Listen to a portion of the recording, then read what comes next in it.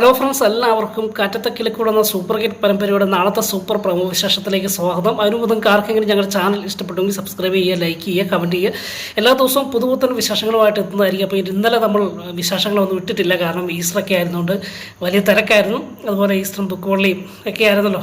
അപ്പോൾ അതിൻ്റെതായ തിരക്കുകളൊക്കെ ഉണ്ടായിരുന്നുകൊണ്ടാണ് ഇന്നലെ നമ്മളൊരു ലൈവ് മാത്രം ചെയ്ത് പരിചയപ്പെടുത്തി വിട്ടത് കേട്ടോ. അപ്പോൾ വരും ദിവസം മുതൽ എല്ലാ ദിവസവും നമ്മൾ കാറ്റത്തെ കിളിക്കൂടും അലീൻ്റെയും മരുവിൻ്റെയും കഥയൊക്കെ ഈ ചാനലിൽ തന്നെ ഇടുന്നുണ്ട്. അപ്പോൾ നിങ്ങൾ തീർച്ചയായിട്ടും നിങ്ങളുടെ വലിയൊരു സപ്പോർട്ട് നമ്മൾ പ്രതീക്ഷിക്കുകയാണ്. അപ്പോൾ വരും ദിവസങ്ങൾ നടക്കാൻ പോകുന്ന, അല്ലെങ്കിൽ നാളെ നടക്കാൻ പോകുന്നത് സുധീഷിൻ്റെ നിധിയുടെ ജീവിതത്തിൽ, അങ്ങനെ സുധീഷും നിധിയുടെ വീട്ടിൽ എത്തിയതിന് ശേഷം വലിയൊരു സംഭവ വികാസങ്ങൾ തന്നെയല്ലേ അവിടെ നടക്കുന്നത്. മറ്റൊന്നുമല്ല, സുധീഷിനെ നിധിയുടെ മുൻപിൽ വെച്ച് രാജീവും അരുണും വളരെ സ്നേഹത്തോടു കൂടി ഇടപെടുകയും പെരുമാറുകയും ചെയ്യുന്നു. അതിനുശേഷം നിധി മാറിക്കഴിയുമ്പോൾ സുധീഷിനെ വളരെ മൃഗീയമായി ഉപദ്രവിക്കുകയും അപമാനിക്കുകയൊക്കെ ചെയ്യുന്ന ഒരു ഭാഗമൊക്കെയാണ് നമ്മൾ കണ്ടുകൊണ്ടിരിക്കുന്നത്. അതങ്ങനെ തുടർന്നുകൊണ്ടായിരിക്കും കേട്ടോ. അപ്പോൾ സുധീഷ് തൻ്റെ വേവലാതികൾ ഹരീഷിനോട് വിളിച്ച് പറയുന്നുണ്ട്. എന്നാലും സുധീഷിനൊരു സംശയം, ഇവരുടെ മനസ്സിലിരിപ്പ് എന്താണ്? തങ്ങളെ നിധിയെയും സുധീഷിനെയും വേർപിരിക്കും, 7 ദിവസത്തിനകം അല്ലെങ്കിൽ ഒരാഴ്ചക്കകം രണ്ടാക്കും പിരിക്കും എന്ന് രാജീവൻ വെല്ലുവിളിക്കുകയും ചെയ്ത് അതിന് ഇവരെന്ത് പ്രയോഗം എന്തായിരിക്കും അതിനുവേണ്ടി ഇവർ നാടകം കളിക്കുന്നത്? എന്ത് നാടകമായിരിക്കും ഇവർ കളിക്കാൻ പോകുന്നത്? അല്ലെങ്കിൽ തനിക്കെതിരെ എന്തായിരിക്കും ഇവർ പ്ലാൻ ചെയ്തത് എന്നൊന്നും യാതൊരു പിടിയുമില്ലാത്ത ഒരു അവസ്ഥയിലാണ് സുധീഷ്. അപ്പോൾ സുധീഷിന് നമുക്ക് ഈ പരമ്പരയിൽ കാണുമ്പോൾ നമ്മുടെ ദിലീപ് മറ്റേ ചാന്തുപോട്ടിനകത്തൊക്കെ നടന്ന പോലെ ഒരു ഭാഗമൊക്കെയാണ് നമ്മൾ കാണുന്നത്. ഒരുപാട് ഉപദ്രവം അരുണിൻ്റെയും അതുപോലെ രാജീവിൻ്റെയും ഭാഗത്തു നിന്ന് ഉണ്ടാകുന്നുണ്ട്. അതെല്ലാം സഹിച്ച് നിൽക്കുന്ന സുധീഷ് നിധിക്ക് വേണ്ടി, നിധിയുടെ സന്തോഷത്തിന് വേണ്ടി മാത്രമാണ് സഹിച്ച് നിൽക്കുന്നത്. മാത്രമല്ല, സുധീഷിന് ഇപ്പോഴൊന്നും നിധിയോട് തുറന്നു പറയാൻ പറ്റത്തില്ല. അങ്ങനെ വല്ലതും തുറന്നു പറഞ്ഞു കഴിഞ്ഞാൽ ഒരു പക്ഷെങ്കിൽ നിധി കരുതും തൻ്റെ അച്ഛനും അമ്മയും ഒക്കെ തന്നെ സ്നേഹിക്കുന്നത് കൊണ്ട്, തന്നെ വിളിച്ചുകൊണ്ട് വന്നതുകൊണ്ട് സുധീഷിന് അതിൽ അസൂയ തോന്നുകയും, അല്ലെങ്കിൽ നിധി ഇനി സുധീഷിൻ്റെ വീട്ടിലേക്ക് മടങ്ങി വരില്ല എന്നുള്ള പേടി കൊണ്ട് സുധീഷ് കളവ് പറയുന്നതാണ് എന്നൊക്കെ ഓർക്കും എന്നോർത്ത് സുധീഷ് അതൊന്നും മറച്ചു വെക്കുക, ഒന്നും പറയുന്നില്ല കേട്ടോ, എല്ലാം മറച്ചു വെക്കുക. അങ്ങനെ ഇവരുടെ ക്രൂരതകൾക്കെല്ലാം ഇരയായി മാറുന്ന ഒരു സുധീഷിനെയാണ് കാണുന്നത്. അതിനുശേഷം ഏറ്റവും ഇമ്പോർട്ടൻ്റ് അല്ലെങ്കിൽ ഏറ്റവും പ്രധാനപ്പെട്ട സംഭവം നടക്കുന്ന നാളെയും നടത്തുകയുമുള്ള ആയിട്ടുള്ള എപ്പിസോഡുകളാട്ടോ. മറ്റൊന്നുമല്ല, സുധീഷ് ഈ എതിരിടയിൽ അരുണ് ഒരു അപകടം ഉണ്ടാകുന്ന ഒരു കാല് ഉളുക്കും കേട്ടോ. അപ്പോൾ ഉള്ളിക്ക് വളരെ വേദനയോടുകൂടി വെച്ചുകെട്ടൊക്കെ ആയിട്ട് ഇങ്ങനെ വീട്ടിലിരിക്കുന്നു. അങ്ങനെ ഓഫീസിലൊന്നും പോകാൻ പറ്റുന്നില്ല. അപ്പം തൻ്റെ അച്ഛനെയും താനും ഒരുമിച്ചാണല്ലോ ബിസിനസ് കാര്യങ്ങളൊക്കെ നോക്കുന്നത്. അതിനിടയ്ക്ക് വലിയൊരു ദൗത്യം നമ്മുടെ രാജീവനുണ്ട്. കുറച്ച് പണം കുറച്ച് ഇവർ ബിസിനസ്സുകാരായതുകൊണ്ട് തന്നെ കുറച്ച് പണം ഒരാളെ ഏൽപ്പിക്കേണ്ടതുണ്ട്. അതുകൊണ്ട് അരുണെ പറഞ്ഞു വിടാൻ വേണ്ടിയാണ് രാജീവൻ തീരുമാനിച്ചത്.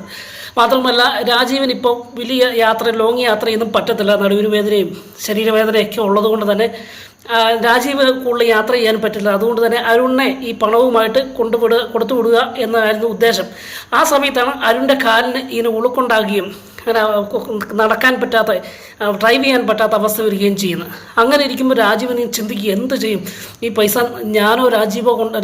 രാജീവോ അരുണോ കൊണ്ട് കൊടുത്താലേ അത് നടക്കത്തുള്ളൂ. അതുപോലെ അത്രത്തോളം ഇമ്പോർട്ടൻ്റ് ആയിട്ടുള്ള കാര്യമാണ്. പണം മാത്രമല്ല, കുറച്ച് സ്വർണ്ണ ബിസ്ക്കറ്റുകളൊക്കെ ഉണ്ട് അതിനകത്ത്. അപ്പോൾ ഇതൊക്കെ കൊണ്ടു കൊടുക്കണമെങ്കിൽ മറ്റൊരു ഡ്രൈവറെയോ അല്ലെങ്കിൽ തൻ്റെ സ്റ്റാഫുകളെ ഒന്നും വിട്ടു കഴിഞ്ഞാൽ ശരിയാവില്ല. അതൊരു പക്ഷേ ഇല്ലീഗലായിരിക്കും. അതുകൊണ്ട് തന്നെ ഇതെന്ത് ചെയ്യുമെന്ന് ഇങ്ങനെ ഓർത്ത് രാജീവൻ ഇങ്ങനെ നിൽക്കുന്ന സമയത്താണ് പെട്ടെന്ന് സുധീഷിൻ്റെ കാര്യം ഓർമ്മ വരിക. അപ്പോൾ സുധീഷിനോട് പറഞ്ഞു, സുധീഷ് എല്ലാവരുടെയും മുൻപിൽ വെച്ച് ഇങ്ങനെ നിൽക്കുക കേട്ടോ. അപ്പം നിധിയുടെ അമ്മയുണ്ട്, നിധിയുണ്ട്, നിധിയുടെ ഏട്ടത്തിയുണ്ട്, അരുണുണ്ട്, എല്ലാവരും നിൽക്കുന്ന സമയത്താണ് ഇങ്ങനെ വെപ്രാളം കാണിക്കുകയാണ് രാജീവൻ. പക്ഷേ എന്ത് ചെയ്യും? ഈ ചരക്ക് അല്ലെങ്കിൽ ഇത്രയും സാധനം, ഈ പണവും ഇതെല്ലാം കൊണ്ട് ഏൽപ്പിക്കേണ്ട സമയമായി. ഇത് കൊടുത്തില്ലെങ്കിൽ കോടികളുടെ നഷ്ടം നമുക്കുണ്ടാകും. അതുകൊണ്ട് എന്ത് ചെയ്യും? ഇങ്ങനെ നിൽക്കുന്ന സമയത്ത് സുധീഷിനെ കാണുകയും സുധീഷിനെ വിളിക്കുക. സുധീഷ് മോനെ ഇങ്ങ് വന്നടാ എന്ന് പറഞ്ഞ് നിധിയുടെ മുൻപിലും എല്ലാവരുടെയും മുൻപിലും വളരെ സ്നേഹത്തോടു കൂടി വിളിക്കുക. അപ്പം പെട്ടെന്ന് സുധീഷ്, ഇവരെന്താണ് ഉദ്ദേശിക്കുന്നത്? എനിക്കിട്ട് പണി തരാനാണോ? ഇങ്ങനെ സുധീഷ് ചിന്തിക്കുക കേട്ടോ. യഥാർത്ഥത്തിൽ സുധീഷിനുള്ള പണി തന്നെയായിരുന്നു വരുന്നത് കേട്ടോ. അങ്ങനെ പെട്ടെന്ന് സുധീഷ് പതിയെ അടുത്ത് രാജീവിൻ്റെ അടുക്കൽ വന്നു, എടാ ഞങ്ങൾക്കൊരു ഉപകാരം ചെയ്യണം. നീ ഞങ്ങളുടെ മരുമോനല്ലേ, അതുകൊണ്ട് തന്നെ ഒന്നുകിൽ ഞാനോ അല്ലെങ്കിൽ അരുണോ കൊണ്ട് കൊടുക്കേണ്ട ഒരു കാര്യമാണ്. അതുകൊണ്ട് തന്നെ ഞങ്ങൾക്ക് പോകാൻ പറ്റത്തില്ലാത്തതുകൊണ്ട് ഇത് അരുണിൻ്റെ കാല് മടിച്ചിരിക്കുന്നു, എനിക്ക് ഡ്രൈവ് ചെയ്യാൻ പറ്റത്തില്ല. അതുകൊണ്ട് നീ ഒരു കാര്യം ചെയ്യും, ഞാൻ വിളിച്ച് പറഞ്ഞേക്കാം, എൻ്റെ മരുമോനാണ് ഈ പണവും കൊണ്ട് വരുന്നത്, അതുകൊണ്ട് നീ കൊണ്ടുപോയി എത്രയും വേഗം ഈ പണം ഇന്നയാളുടെ കയ്യിൽ ഏൽപ്പിക്കണമെന്ന് പറയാണ്. അപ്പോൾ കുറച്ച് ദൂരം പോകാനുണ്ട്, യാത്ര ചെയ്യാനുണ്ട്. അപ്പോൾ പെട്ടെന്ന് സുധീഷ് ചോദിക്കുക, ഞാനോ എന്ന് ചോദിക്കുക. അപ്പോൾ പറയുകയാണ്, രാജീവൻ പറയാം, അതെ നീ തന്നെ കൊണ്ടു കൊടുക്കണം, നീ കൊടുത്താലേ ശരിയാവും. നമ്മുടെ സ്റ്റാഫുകളെ ഒന്നും കൊടുത്തു വിടാൻ പറ്റത്തില്ല, ഡ്രൈവർമാരുടെയും കൈ കൊടുത്തു വിടാൻ പറ്റിയില്ല. ഇത് അത്രത്തോളം പ്രധാനപ്പെട്ട കാര്യമാണ്, രഹസ്യമായിട്ടുള്ള കാര്യമാണ്. അതുകൊണ്ട് മോൻ ഞങ്ങൾക്ക് വേണ്ടി ഇത് ചെയ്യണം. നിന്നോട് വേറെ ഒന്നും ഞങ്ങൾ ആവശ്യപ്പെട്ടിട്ടില്ലല്ലോ, നീ ഇപ്പോൾ ഞങ്ങളുടെ മരുമോനല്ലേ, അതുകൊണ്ട് തന്നെ നീ ഈ പണവുമായിട്ട് പോകണം എന്ന് പറയുകയാണ്. അപ്പോൾ പെട്ടെന്ന് നിധിയുടെ മുഖത്തേക്ക് സുധീഷ് നോക്കുക. അപ്പം നിധിക്കും ഒരു സന്തോഷമായി, കാരണം വലിയൊരു ഉത്തരവാദിത്വം ഇവരുടെ ബിസിനസ്സിൻ്റെ ഒരു ബിസിനസ് പങ്കാളിയാക്കിയതിന് തുല്യമാകുന്ന ഒരു അവസ്ഥയാണ് സുധീഷിന് കിട്ടിയിരിക്കുന്നത്. ഇങ്ങനെ സുധീഷിനെ വിശ്വാസത്തോടു കൂടി തൻ്റെ അച്ഛൻ ഒരു ദൗത്യം ഏൽപ്പിക്കുമ്പോൾ, ഒരു കാര്യം ഏൽപ്പിക്കുമ്പോൾ അത് നിധിക്കും വലിയ സന്തോഷം ഉണ്ടാവും കേട്ടോ. അപ്പോൾ നിധിയുടെ മുഖത്തേക്ക് നോക്കി നിധി പറയാം, സുധീഷെ കൊണ്ടുപോയി കൊടുക്കുക, അച്ഛൻ പറഞ്ഞതല്ലേ, അച്ഛന് വയ്യ, അത്ര ലോങ് യാത്ര ചെയ്യാൻ പറ്റിയാൽ, അതുപോലെ അരുൺ ഏട്ടനും വയ്യായിരിക്കുമല്ലേ, അപ്പോൾ എന്തായാലും ഇത് നല്ലൊരു ചാൻസാണ്, നീ സുധീഷ് കൊണ്ടുപോയി കൊടുക്കാൻ പറയുക കേട്ടോ. അപ്പം സുധീഷ് പറയുന്നുണ്ട്, നിധി എത്രയും പണമൊക്കെ ആയിട്ട് ഞാൻ എങ്ങനെയാണ് പോകുന്നത്. അന്നേരം നിധി പറയും, ഒന്നും പേടിക്കേണ്ട, അതൊക്കെ അച്ഛൻ വിളിച്ച് പറഞ്ഞിട്ടുണ്ടല്ലോ, അതുകൊണ്ട് സുധീഷ് പോയിട്ട് വരാൻ പറയാം.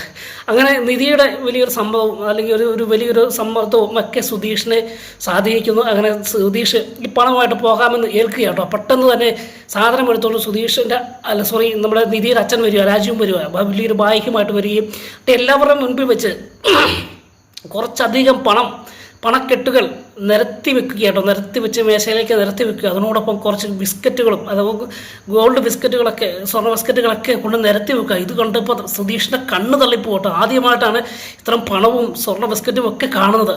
അപ്പോൾ കുറച്ച് രത്നങ്ങളൊക്കെ ഉണ്ട്, ഇതെല്ലാം ഉണ്ട്. അങ്ങനെ സുധീഷ് ഇത് കണ്ട് അതിശയിച്ച് പോവുകയും പെട്ടെന്ന് തന്നെ എല്ലാവരും ഇത് എണ്ണി കാണിച്ചിട്ട് ഇത് എത്രയും വേഗം കൊണ്ട് കൊടുക്കാൻ പറയുക. അങ്ങനെ സുധീഷ് എത്രയും വേഗം തയ്യാറാകുകയാണ്, ഈ ദൗത്യവുമായിട്ട് പോകുന്ന സമയത്ത് എല്ലാവർക്കും വളരെ സന്തോഷമുണ്ട്. അപ്പോൾ അവിടെയൊന്നും ആ സമയത്തൊന്നും ആർക്കും ഒരു സംശയം തോന്നുന്നില്ല, കാരണം അത്രത്തോളം വിശ്വാസത്തോടു കൂടിയാണ് സുധീഷിനെ ഇത് ഏൽപ്പിക്കുന്നത്. അങ്ങനെ സുധീഷ് യാത്ര ചെയ്യുന്ന വഴിയിൽ ഇടവഴിയിൽ വെച്ച് സുധീഷ് അങ്ങ് പോയി യാത്ര ചെയ്തതിന് ശേഷം രാജീവനും അരുണും ആരെയൊക്കെയോ ഫോൺ വിളിച്ച് മാറി നിന്ന് ആരും കേൾക്കാതെ ഫോൺ വിളിക്കുന്നുണ്ടോ. അപ്പം ഇന്ന വണ്ടിയിൽ ഇന്നയാൾ പോന്നിട്ടുണ്ട്, എല്ലാം ഞാൻ പറഞ്ഞതുപോലെ ചെയ്യണം എന്ന് ഒരു മറുഭാഗത്തുള്ള ആളുകളോട് വിളിച്ചു പറയുക. അങ്ങനെ ഇടവഴിയിൽ വെച്ച് സുധീഷിൻ്റെ വാഹനത്തെ കുറച്ച് പേര് തടയുകയും, അങ്ങനെ തടയുന്നത് മാത്രമല്ല, ഒരു ബൈക്ക് സുധീഷിൻ്റെ വണ്ടിയുടെ മുൻപിലെത്തുകയും അങ്ങനെ മനഃപൂർവ്വം സുധീഷിൻ്റെ വാഹനത്തിൻ്റെ ഫ്രണ്ടിൽ വെച്ച് ഇടിപ്പിക്കുക. പെട്ടെന്ന് സുധീഷ് ഈ ബൈക്കുകാരൻ ഇടിയും കൊണ്ട് നിലത്ത് വീഴുന്ന സമയത്ത് വാഹനത്തിന് ചാടി ഇറങ്ങി ഓടിച്ചെന്ന് ആ ബൈക്കുകാരനെ രക്ഷിക്കാൻ നോക്കുക. പിടിച്ചെഴുന്നേൽപ്പിക്കുന്ന സമയത്ത് പെട്ടെന്ന് ഈ ബൈക്കിൽ നിന്ന് അപകടമുണ്ടായി വീണ ആളും തൻ്റെ കൂടെ പെട്ടെന്ന് തന്നെ നിമിഷ നേരം ഉള്ളിൽ കുറച്ച് ഗുണ്ടകൾ അവിടെ വന്ന് സുധീഷിനെ മർദ്ദിക്കുക കേട്ടോ. മർദ്ദിക്കുന്ന സമയത്ത് സുധീഷ് ചോദിക്കും, ഇതെന്താണ് നിങ്ങൾ കാണിക്കുന്നത്, ആരാണ് നിങ്ങളതൊക്കെ ചോദിക്കുന്നുണ്ട്. ഈ സമയത്ത് പെട്ടെന്ന് പുറകിൽ നിന്ന് ഈ സമയത്ത് വാഹനത്തിൻ്റെ ഇടയ്ക്കിലേക്ക് കുറച്ച് പേര് ചെല്ലുകയും ആ വാഹനത്തിൻ്റെ ഡോറ് തുറന്ന് അതിൻ്റെ അകത്തിരുന്ന പണവും ബിസ്ക്കറ്റും അവരെടുത്തിട്ട് നേരെ അടിച്ചുകൊണ്ടിരിക്കുന്നവരോട് വിളിച്ച് പറയടാ, ഓക്കെ എല്ലാം ഉണ്ട്, പണമെല്ലാം ഉണ്ട്, പോരാൻ പറയാണ്.